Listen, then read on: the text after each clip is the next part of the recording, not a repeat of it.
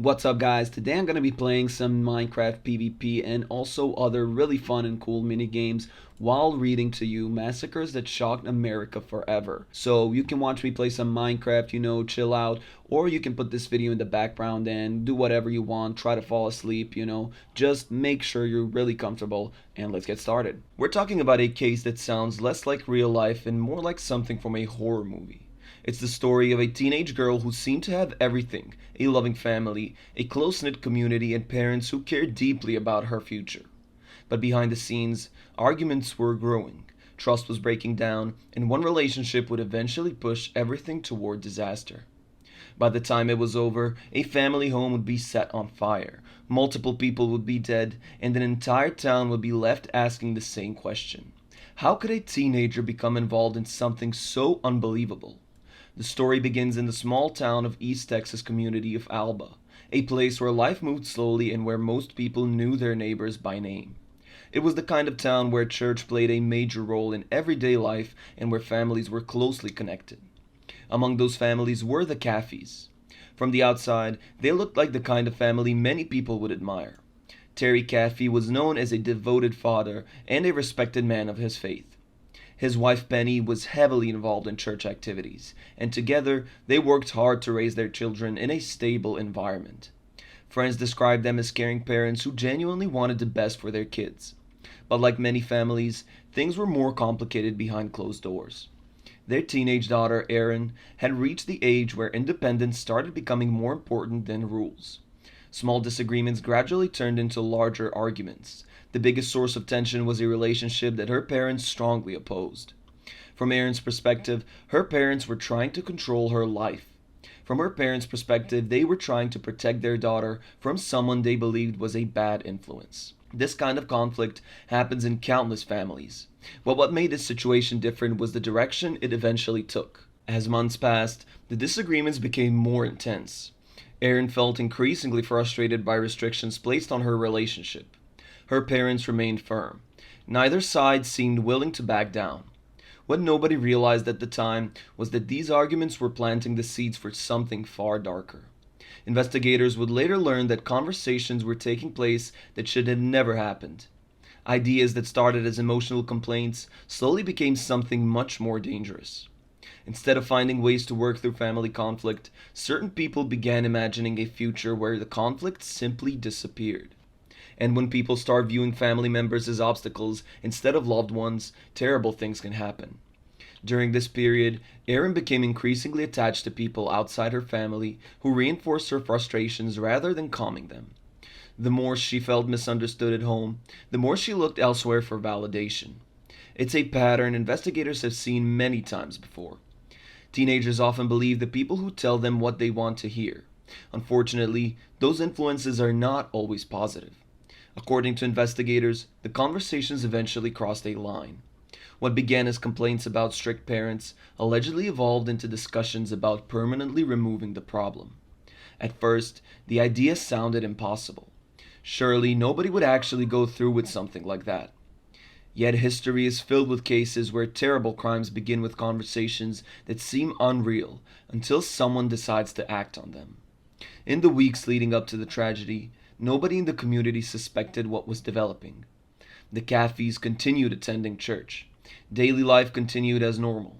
Friends, neighbors, and relatives had no reason to believe they were witnessing the final chapter of a family's story. Then one night, everything changed. While most of the town slept, violence entered the Caffey home. The attack was sudden, brutal, and devastating. By the time authorities learned what had happened, multiple family members had been killed, and the house itself had been set ablaze in an apparent attempt to destroy evidence. Firefighters rushed to the scene, expecting to battle a house fire. What they discovered instead was the aftermath of a crime that would shock Texas and eventually attract attention across the entire country. Yet the most surprising part of the story was still ahead. Because when investigators began asking who could possibly be responsible, the answer would lead them back to someone nobody expected. A teenager at the center of a conflict that had spiraled completely out of control. And as detectives started piercing through together what happened that night, they were about to uncover a plan so shocking that even experienced investigators struggled to believe it. As investigators began examining the crime scene, it quickly became clear that this wasn't the kind of case that would be solved overnight. The fire had caused significant damage, making it harder to determine exactly what happened inside the home during those critical moments. Detectives, firefighters, and forensic specialists worked side by side, carefully separating damage caused by the fire from evidence related to the attack itself. Even in the earliest hours, one thing stood out. Whoever carried out this crime had not acted on impulse. The scene suggested planning. It suggested preparation. Most importantly, it suggested that the people responsible were determined not only to kill, but also to cover up what they had done afterward. That realization immediately changed the direction of the investigation. Detectives began asking themselves a difficult question. If this crime was planned, who would have the reason to target an entire family? Terry Caffey was well known throughout the community. He didn't have a reputation for making enemies. Friends described him as a hardworking and deeply involved in his faith. The same was true for Penny. Nothing about their lives pointed toward dangerous criminal connections or ongoing disputes that would explain such a brutal attack. As investigators looked closer, they kept coming back to the same possibility. Maybe the answer wasn't outside the family. Maybe it was much closer to home. While authorities continued processing the scene, they were also trying to establish exactly who had been inside the house that night. This is often one of the first major steps in a homicide investigation. Detectives need a timeline. They need to know who was present, who was absent, and who had contact with the victims before the attack. As those timelines started coming together, investigators became increasingly interested in Erin Caffey and the people she had been spending time with. What they learned immediately raised concerns. Friends, classmates, and acquaintances began describing the tension that had existed between Erin and her parents. The disagreements about her boyfriend weren't exactly a secret. Many people knew arguments had been taking place. Teenagers arguing with parents isn't unusual, of course. In most families, those disagreements eventually pass. But detectives weren't looking at ordinary family arguments anymore. They were looking at a house filled with victims. Suddenly, every conflict carried a different weight. Every disagreement seemed more significant. As interviews continued, investigators started hearing about conversations that sounded deeply troubling. Witnesses described comments that, under normal circumstances, might have been dismissed as emotional, teenage frustration. But in light of what happened, those statements took on a much darker meaning. Detectives became increasingly convinced that the murders were connected to the conflict inside the family. The challenge was proving it. Meanwhile, the community was struggling to process the tragedy. Alba was not the kind of place where people expected crimes like this. News spread quickly. Church members gathered together. Neighbors tried supporting one another while attempting to understand how something so horrific could happen in their town. For many people, the most frightening part wasn't the violence itself. It was the possibility that the people responsible might still be free. As pressure mounted, investigators accelerated their efforts. They conducted more interviews, reviewed phone records, examined relationships, and compared every statement they received. Gradually, a clearer picture began forming. Detectives started focusing on a small group of individuals connected to Erin. According to investigators, these people weren't simply aware of the conflict between Erin and her parents. They may have become directly involved in a plan to solve that conflict in the worst possible way. The more detectives learned, the more disturbing the story became. Authorities eventually developed a theory that shocked everyone involved in the case. According to investigators, the attack had not been carried out by a random intruder. It had not been motivated by robbery. It had not been the result of personal grudge against Terry or Penny Caffey. Instead, detectives believed the murders were linked to Erin's desire to continue a relationship her parents opposed. The theory seemed almost impossible to believe. Family disagreements happen every day. Yet investigators now believe those disagreements had escalated into a conspiracy involving multiple people. As evidence continued accumulating, authorities began identifying specific individuals they believed participated in the attack. The details were chilling. Detectives alleged the discussions had taken place long before the murders. Plans had been considered, roles had been discussed. This wasn't a sudden argument that spiraled out of control. According to investigators, it was something much more deliberate. What made the case especially shocking was the age of the people involved. Society tends to view teenagers as impulsive and immature, but not as individuals capable of organizing something this extreme. Yet, this evidence detectives were gathering appeared to suggest exactly that. Every new discovery seemed to make the story darker. Every witness interview revealed another piece of the plan that investigators believed had been developing for weeks. Eventually, authorities reached the point where they felt confident enough to take action. Arrests followed, and as news of those arrests spread, the community's shock turned into disbelief. Many people simply couldn't understand how a disagreement over a relationship could end with an entire family being attacked. Yet the investigation was far from over. In fact, detectives were only beginning to uncover the full extent of what they believed had happened. Because once suspects started taking evidence and starting connecting, investigators would learn details about the planning, the motives, and the night of the attack itself that were even more disturbing than anyone had imagined. And as the case moved toward court, the public would discover that one member of the Caffey family had survived the unimaginable and was about to play a crucial role in revealing the truth about what happened inside that house on the night everything changed.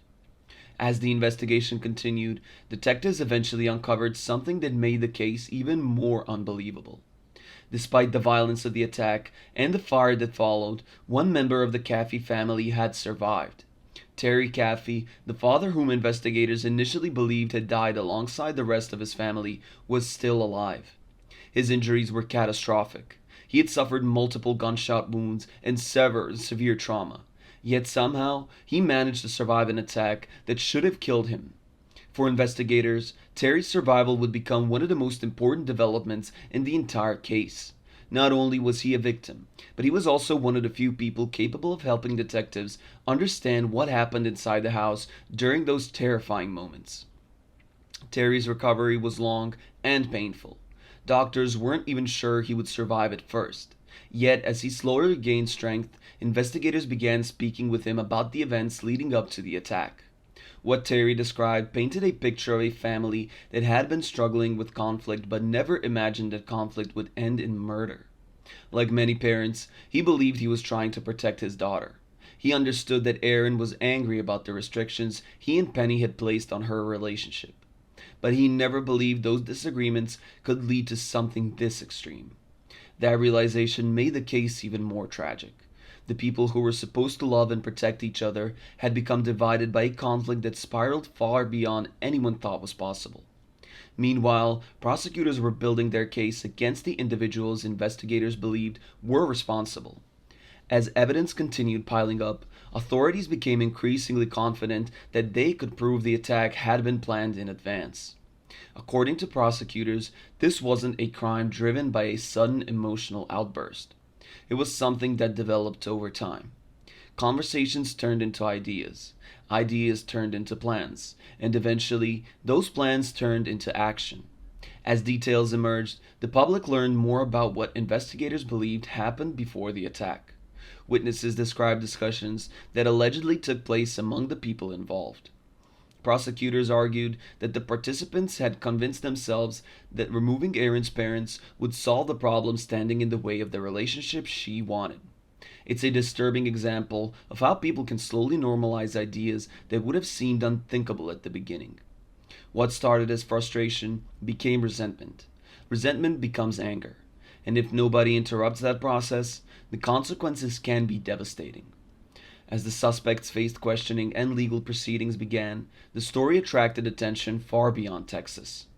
People across the country struggled to understand how a teenage relationship could become connected to a crime of this magnitude. The case challenged assumptions that many people held about youth, family conflict, and violence. Most disagreements between parents and teenagers eventually fade with time. In this situation, however, investigators believed those disagreements had become the foundation for a deadly conspiracy. During court proceedings, prosecutors presented evidence they believed showed exactly how the plan developed and how the attack was carried out. Witness testimony, physical evidence, and statements collected during the investigation were used to reconstruct the events leading up to the murders. The prosecution's argument was straightforward. This tragedy did not happen by accident. It happened because multiple people made a series of decisions that led directly to violence. The defense, meanwhile, challenged aspects of the prosecution's narrative and attempted to reduce responsibility for some of those involved. Yet, as the evidence accumulated, it became increasingly difficult to ignore the picture investigators had assembled. The story that emerged was one of manipulation, poor decisions, and young people who convinced themselves that violence could solve their problems. It was a story that seemed that left jurors and observers shaken because the motives seemed so small compared to the consequences. At the center of it all was Terry Caffey, a man who had lost almost everything. His wife was gone, two of his children were gone, his home had been destroyed. Yet, despite experiencing unimaginable loss, Terry's response surprised many people. Instead of becoming consumed by hatred, he focused heavily on forgiveness. For some people following the case, that was almost impossible to understand. How could someone forgive after suffering so much? Yet Terry repeatedly spoke about faith, healing, and refusing to allow bitterness to define the rest of his life. Whether people agreed with his perspective or not, his attitude became one of the most memorable aspects of the entire story. While the legal system focused on punishment and accountability, Terry focused on surviving and finding a way to move forward. Eventually, the courts reached their conclusion regarding those responsible for the attack. Convictions followed, and the people investigators believed participated in the murders were sentenced accordingly. For prosecutors, the outcome represented justice. For the community, it brought some measures of closure. But closure is not the same thing as healing. Cases like this leave scars that never fully disappear. Years later, people still discuss the Caffey case because it highlights how quickly ordinary family conflict can evolve into something unimaginable when anger, influence, and poor decisions are allowed to grow unchecked. More than anything, the story serves as a reminder that actions often have consequences far beyond what people imagine in that moment. A disagreement that once seemed temporarily ultimately destroyed multiple lives and changed countless others forever. And while the Caffey case shocked people because of the betrayal at its center, the next story will take us in a completely different direction. Instead of a family tragedy fueled by conflict, the next case begins with a disappearance so strange that investigators would spend years trying to determine whether they were dealing with an accident, a crime, or a mystery that might never fully be explained. But the next story is disturbing for a completely different reason. There were no arguments over relationships, no ongoing fights between parents and children, no emotional motive that investigators could point to and say that's where everything started. Instead, this case involved two brothers whose goal wasn't just to kill their family. According to investigators, they wanted something far bigger. They wanted fame. They wanted notoriety. They were willing to leave a trail of bodies behind to get it. This is the story of Robert and Michael Bever, two brothers from Broken Arrow, Oklahoma, whose plans were so extreme that even experienced investigators struggled to believe them at first. Before the murders, the Bever family lived a quiet life. Neighbors didn't describe them as a loud or troublesome family. In fact, many people barely knew them at all. The family mostly kept to themselves. David Bever worked in technology. April Bever homeschooled the children. From the outside, they appeared to be one of many ordinary suburban families living on a quiet residential street. Nothing about the house suggested that one of the most shocking family murder cases in Oklahoma history was developing inside. Yet behind closed doors, Robert and Michael Bever were spending years becoming obsessed with something dark. According to evidence later uncovered by investigators, the brothers developed a fascination with serial killers and mass murderers. They weren't simply reading about famous criminals out of curiosity. Investigators believed they were studying them, analyzing them, comparing body counts, looking at ways they could become even more infamous. What makes this case especially disturbing is that the murders were not connected to a sudden argument or emotional breakdown. According to prosecutors, the planning stretched back years. During that time, the brothers allegedly discussed future attacks, researched weapons, and imagined themselves becoming some of the most notorious killers in American history. It's difficult to understand that mindset because most people don't spend their free time thinking about how to harm others. Yet, investigators would later discover that the brothers had become consumed by violent fantasies. Over time, those fantasies stopped being ideas and started becoming plans. As detectives later pieced together the story, they learned that the brothers allegedly wanted to kill their family first and then continue killing elsewhere. The goal wasn't simply murder. The goal was to create a body count so large that their names would be remembered. It's the kind of motive that terrifies investigators because it removes personal conflict from the equation. There was no inheritance to gain, no revenge against a specific victim, no immediate trigger. According to authorities, the motive was notoriety itself. The brothers allegedly wanted to attention that comes with becoming infamous. And the more investigators learned, the more they realized how much preparation had gone into the plan. Evidence later showed that weapons and ammunition had been acquired. The brothers allegedly discussed future attacks that would extend far beyond their own home. They weren't thinking about one night. They were thinking about a larger campaign of violence. Had events unfolded differently, investigators believe the number of victims could have been far higher. That's one reason this case remains so chilling years later. It wasn't just a family murder case. It was a mass murder plot that authorities believe was interrupted before reaching its full scale.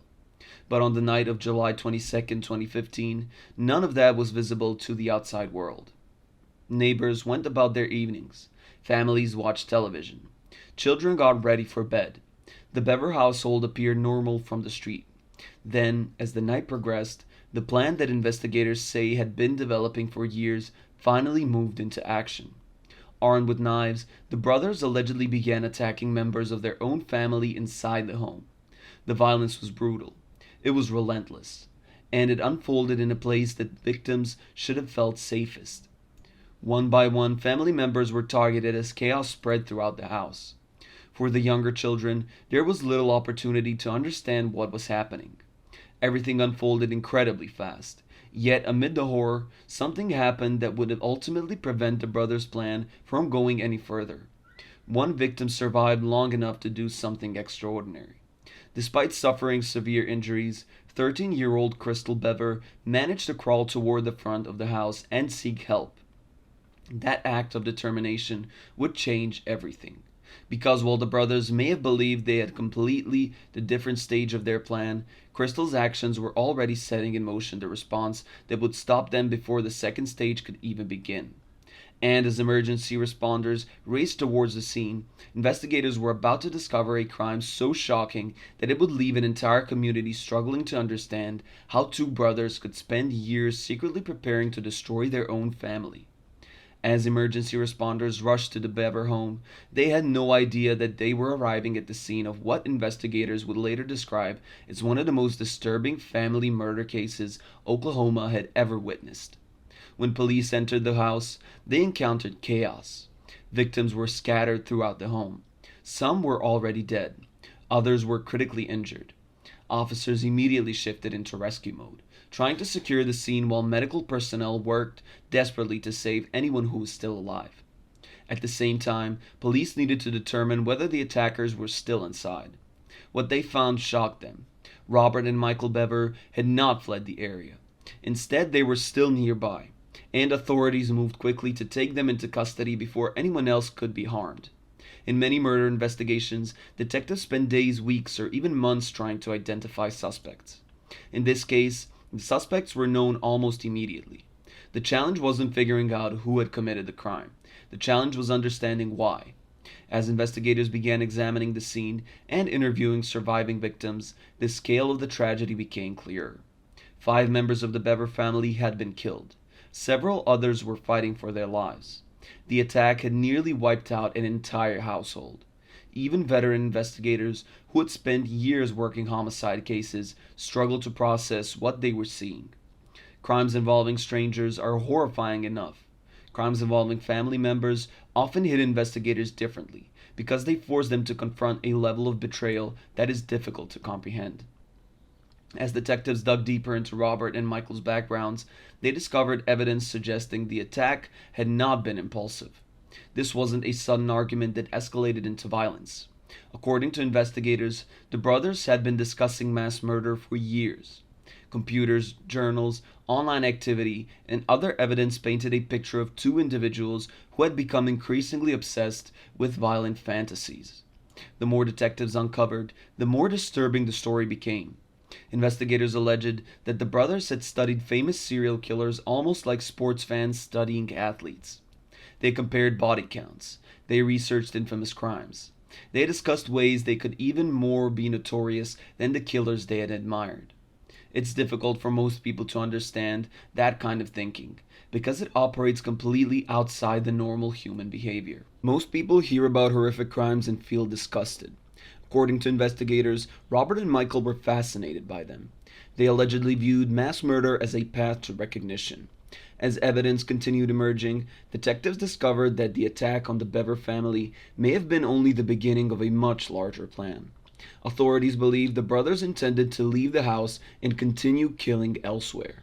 Some reports suggested they had discussed target public locations and increasing their victim count dramatically.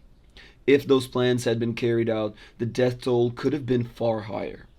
That's one reason many investigators later viewed Crystal Bever's survival as the moment that prevented an even greater catastrophe. Her ability to reach help triggered a police response that interrupted the brothers before they could move on to the next phase of their plan. During interviews and court proceedings, the public learned more about the years leading up to the murders. What made the case especially unsettling was how normal things appeared from the outside. Neighbors didn't report constant disturbances. There weren't obvious warning signs visible to the entire community. Instead, much of what was happening existed inside the home and inside the minds of the brothers. This is one of the most frightening aspects of a case like this. People often assume dangerous individuals always leave clear signs for everyone around them to see. In reality, many warning signs are subtle, misunderstood, or only recognized after tragedy occurs. As prosecutors prepared their case, they focused heavily on the planning behind the attack.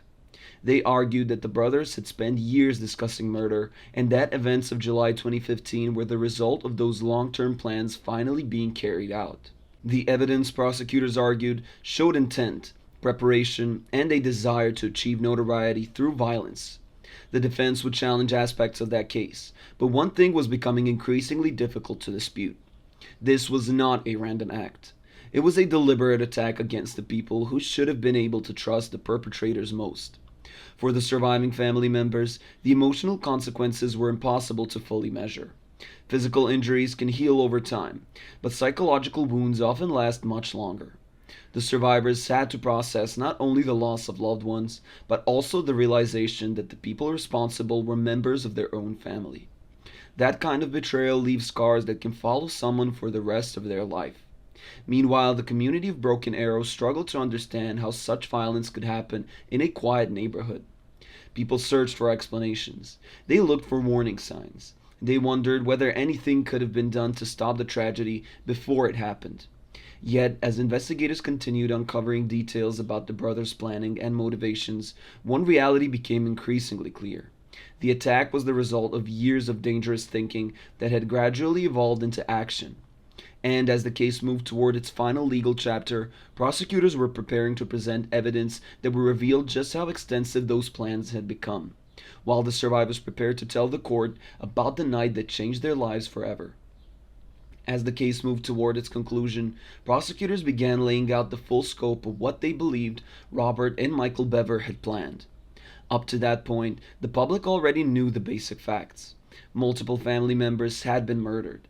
Survivors had been left with life-changing injuries. The attackers had been identified almost immediately. But what truly shocked people was learning that according to investigators, the events inside the Bever home were never supposed to be the end of the story. They were only supposed to be the beginning. As detectives reviewed evidence collected from computers, writings, interviews, and digital records, they became convinced that the brothers had imagined a future far beyond their own household. Prosecutors argued that the attack on their family was intended as the first step toward becoming notorious mass killers. According to evidence presented, the brothers had allegedly spent years fantasizing about murder on a larger scale. They discussed becoming more infamous than some of the most well-known killers in history. They compared numbers, researched attacks, and imagined how much attention they could receive if they committed enough violence. For most people, it's difficult to even comprehend that way of thinking. Fame is usually associated with success, talent, or achievement. In this case, investigators believe the brothers had become obsessed with the idea of achieving fame through fear and death. That obsession, prosecutors argued, eventually consumed their lives. As court proceedings continued, the surviving victims became a central focus. Their stories reminded everyone that this case wasn't simply about plans or motives. It was about real people whose lives had been permanently changed. Some survivors described the confusion and terror of that night. Others spoke about the emotional devastation that followed. Imagine waking up one day with a normal family and then suddenly finding yourself at the center of a tragedy that would be discussed across the entire country. Imagine realizing that the people responsible were individuals you had trusted your entire life. Those are wounds that don't disappear when a trial ends. They don't disappear when sentences are handed down.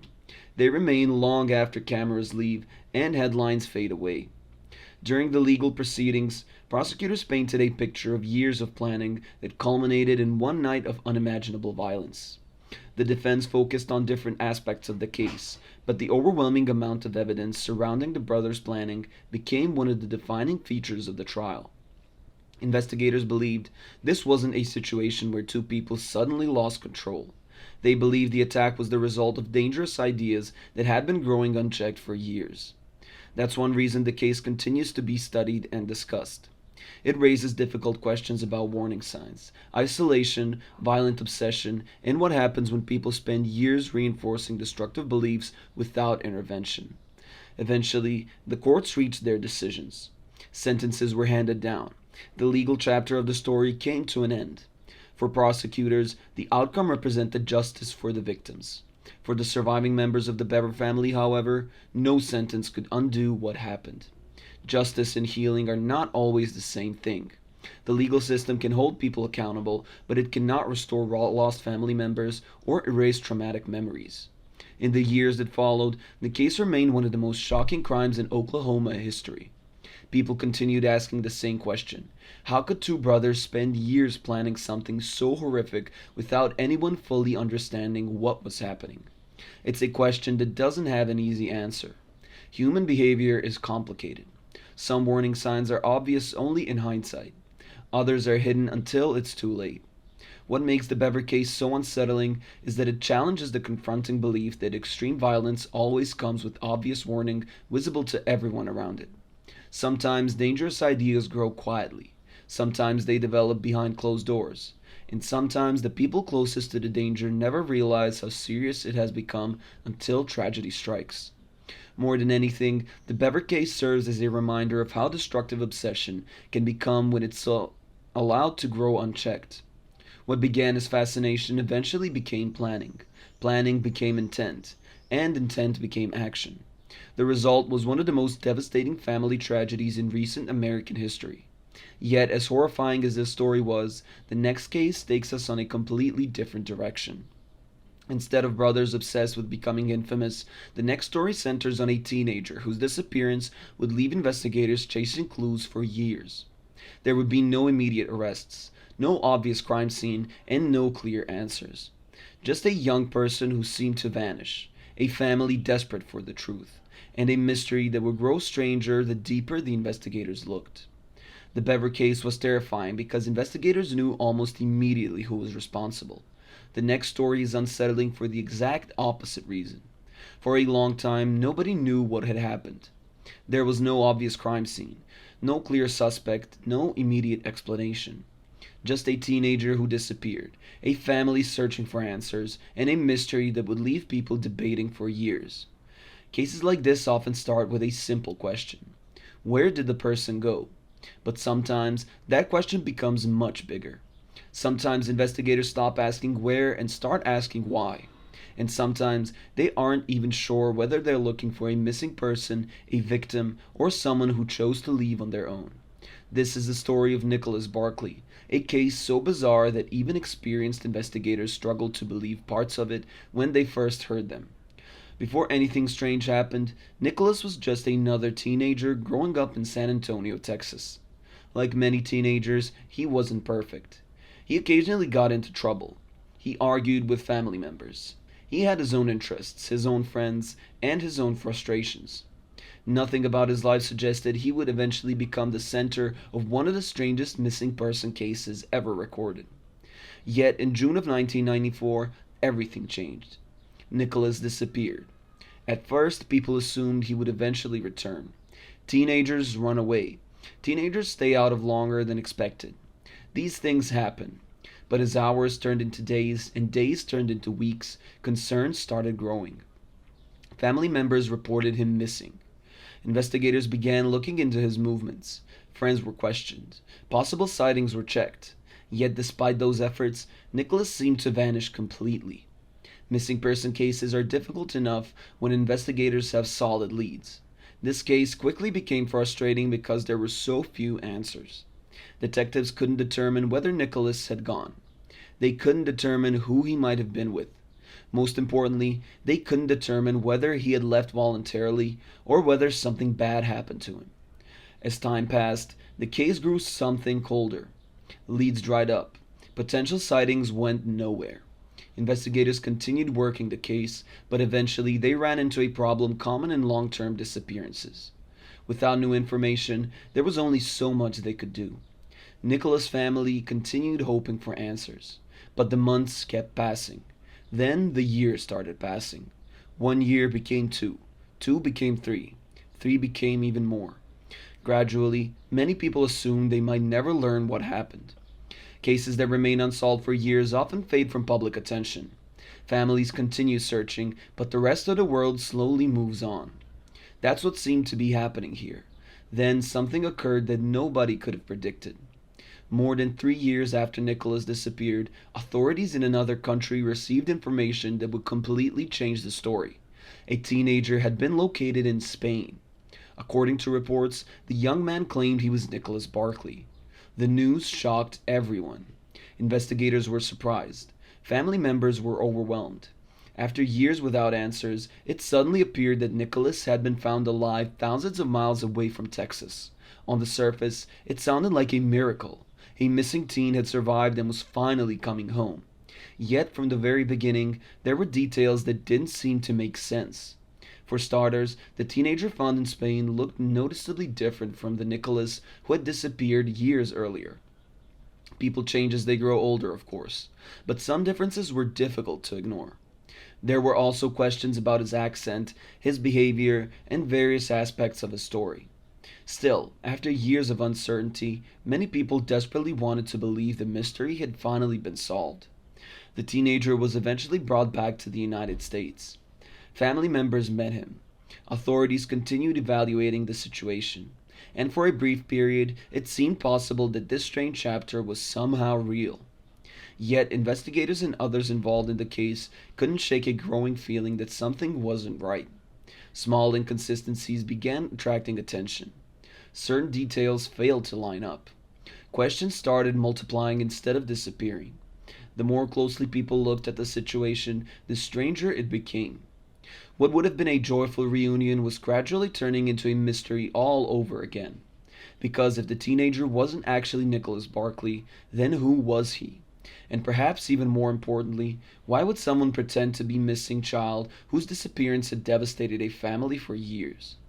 As investigators started digging into those questions, they were about to uncover a story so unbelievable that it would eventually become one of the strangest identity deception cases ever documented.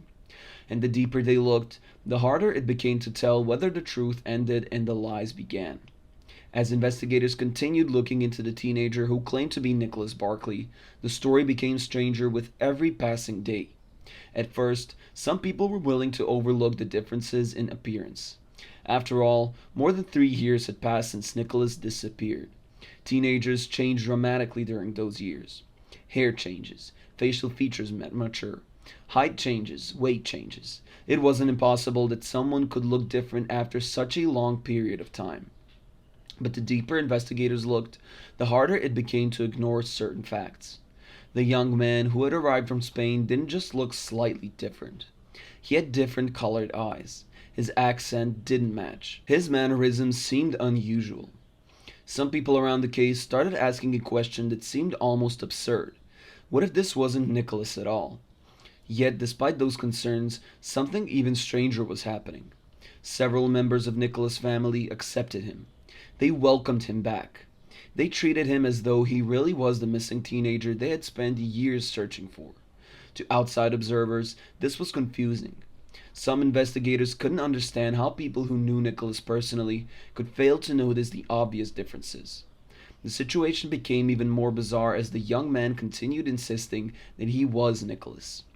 According to his story, he had been kidnapped years earlier, taken overseas, and subjected to terrible abuse. He claimed this trauma explained many of the differences people were noticing. If his appearance had changed, he had an explanation. If his behavior seemed unusual, he had an explanation. If details didn't quite add up, there was always another explanation. For a while, those explanations were enough to keep the story alive. But not everyone was convinced.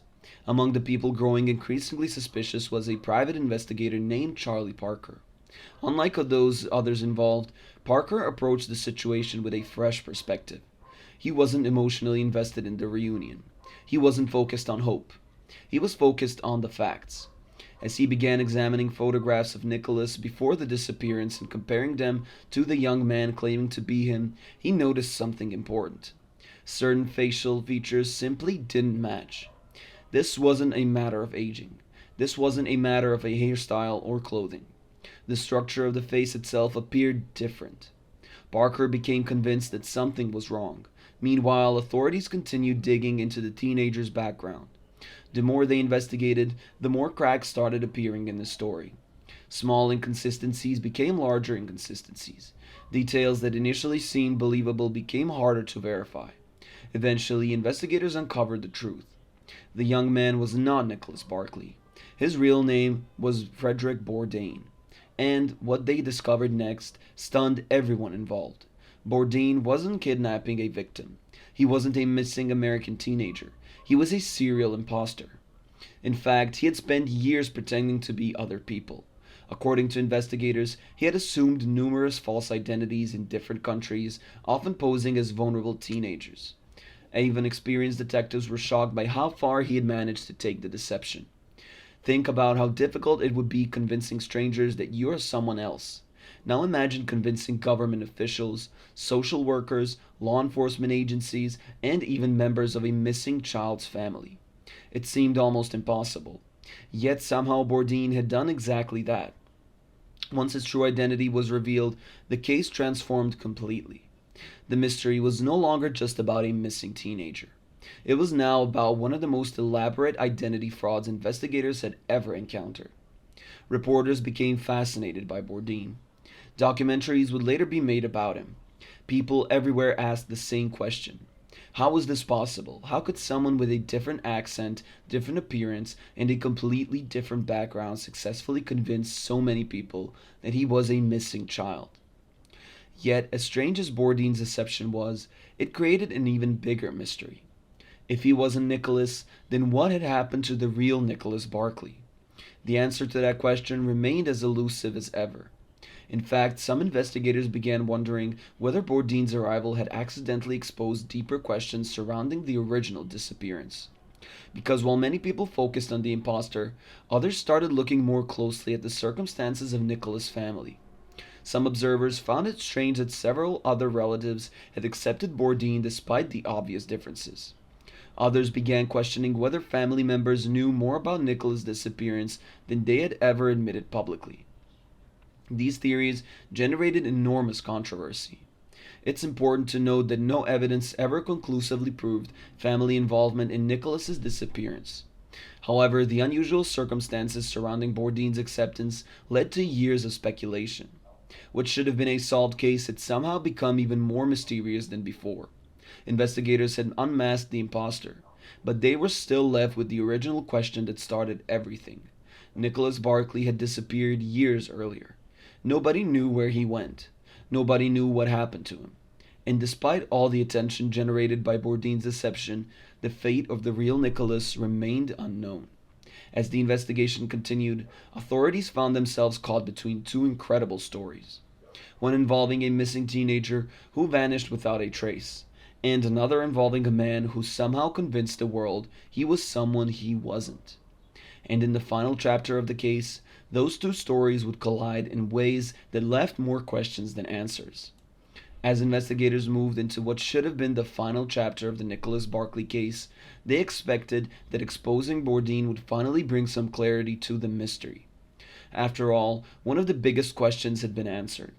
The teenager who appeared in Spain and claimed to be Nicholas was not Nicholas at all. He was an impostor. His story about being kidnapped and taken overseas was false. His identity had been uncovered. In most investigations, a revelation like that would move authorities much closer to the truth. But in this case, it had the opposite effect. Once Bourdain was exposed, investigators found themselves standing exactly where they had been years earlier. Nicholas Barkley was still gone. Nobody knew where he was. Nobody knew what happened to him. The case that seemed closed to being solved suddenly felt as mysterious as ever. As detectives revisited the original disappearance, they realized just how little solid information they actually had about Nicholas's final known movements. Years had passed since he vanished from San Antonio. Witness memories had faded. Potential leads that might have been useful earlier in the investigation were now impossible to verify. The passage of time had turned an already difficult case into an extremely challenging one. Still, investigators continued reviewing everything. They looked back at old reports. They re-examined witness statements. They considered theories that had been discussed over the years and tried to separate facts from speculation. Unfortunately, many of the theories generated more questions than answers. One reason the case continued attracting so much attention was because of the unusual reaction to Bourdain's deception. Many outside observers struggled to understand how someone with a French accent, different physical features, and a completely different background could convince so many people that he was Nicholas. The photographs alone appeared to show obvious differences. Yet some family members accepted him. For critics, this was difficult to understand. For others, it highlighted something important about grief and hope. When families spend years searching for a missing loved one, they often become desperate for answers. Hope can be incredibly powerful. Sometimes people see what they want to see because the alternative is too painful to accept. Investigators considered all of these possibilities, but ultimately they could not prove that anyone knowingly participated in Bourdain's deception. Whether people genuinely believed him, wanted to believe him, or simply struggled to process the situation, the result was the same. The impostor had succeeded in fooling an extraordinary number of people before the truth finally emerged. Yet more attention Bourdain received, the more some investigators worried that the real victim was being forgotten. News reports focused on the bizarre deception. Documentaries focused on the impostor. Interviews focused on how such an unbelievable fraud had occurred. Meanwhile, Nicholas himself remained missing. The original mystery was being overshadowed by the strange mystery that followed it. Some detectives argued that people were becoming fascinated by the wrong story. Bourdain's deception was shocking, but it was ultimately a distraction from the question that mattered most. What happened to Nicholas Barkley in 1994? That question remains unanswered to this day. Over the years, numerous theories emerged. Some people believed Nicholas ran away and encountered danger shortly afterward. Others believed he may have crossed paths with someone who intended to harm him. Some theories looked closely at people within his circle and wondered whether someone knew more than they were admitting publicly. However, despite decades of discussion, none of these theories have been proven conclusively. That's what makes this case so frustrating for investigators and so fascinating for the public. There are possibilities, but there are no definitive answers. There are suspicions, but there is no proof. The case exists in a space between known facts and unanswered questions, which is often where the most enduring mysteries live. As the years turned into decades, Nicholas Barkley's disappearance became one of those cases that refuses to disappear from public memory. Every few years, a documentary, article, podcast, or television special introduces the story to a new audience. People hear about the missing teenager. They hear about the imposter, and they immediately become absorbed by the mystery. At first, many assumed the case must have been solved after Bourdain was exposed. Then they discovered the truth. The strangest part of the story was never really solved at all. The impostor was identified, arrested, and exposed to the world. But the person he pretended to be was never found. That's a reality that continues to haunt everyone connected to the case. In many criminal investigations, the end brings some form of closure. A suspect is identified, a victim is found, a jury reaches a verdict. The Nicholas Barkley case offers none of those comforts. Instead, it ends with uncertainty. A teenager disappeared. An impostor appeared years later. The impostor was unmasked, and then the trial went cold once again. The final answer that everyone wanted remained just out of reach. More than 30 years later, the most important question is still the simplest one. Where is Nicholas Barkley? Until that question is answered, the case remains open in the minds of many investigators and impossible to forget for anyone who has studied it. It's a story that proves reality can sometimes be stranger than fiction, because no novelist would dare write a plot this unbelievable and expect people to accept it as true. Yet every confirmed part of the story actually happened. And while Nicholas Barkley's case became famous because of a mystery wrapped inside another mystery, the next case will be different from the very beginning. There won't be years of uncertainty or a shocking imposter pretending to be someone else. Instead, the next story starts with a crime so brutal and unexpected that investigators immediately knew that they were dealing with a tragedy that they didn't know was just how shocking the identity of the person responsible would turn out to be.